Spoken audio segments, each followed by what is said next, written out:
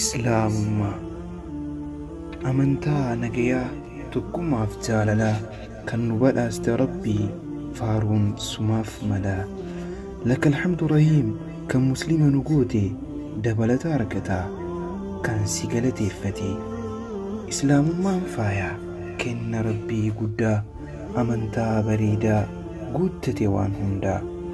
Adii fi gurraacha kan ija tokkoon laalu gabaa fi dabaataan takka waliin caalu kan jaalala labsu amantii Islaamaa namni isa hin qabne ibiddaan qixaaxama.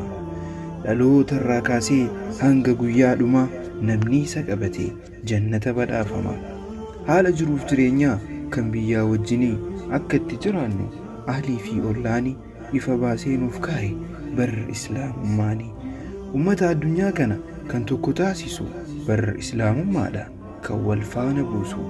Bahaa fi dhiharraa kan takkaa wal hin beekne wal cinaa dhaabbatee salaata masjida seene.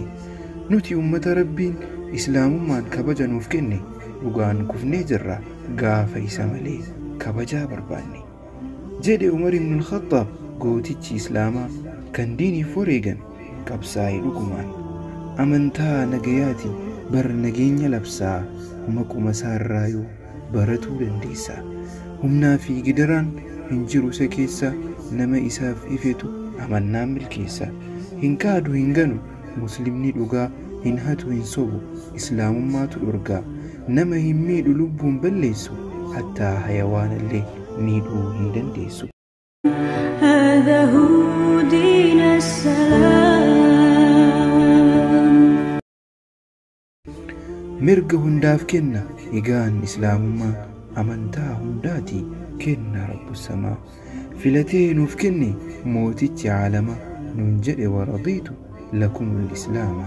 Namatti fayyadamu nu taasisi yaa Rahmaan warra ittiin milkaa'u bor guyyaa qiyaama. Namni isa hin qabne akka inni khasaaru dubbateera Rahmaan waan guyyaa boruu Islaamummaan ala amantuma jiru nama qabateef irraa hin qeebalu. Namni isii qabu gammachuun jiraata cinqii fi hiraariin inni yoo rakkataa rabbitti hirkatee jiruusaa jiraata. Islaamummaa kiyya ani siinin boonaa osoon siin qabaanne maaliin taayoona calliseen jiraadha hayaata onaa kan ifa hin qabne jireenya dukkanaa. Yaa Rabbi na taasis nama sii tikfatu isii irratti du'ee kan irratti jiraatu. هذا هو دين السلام.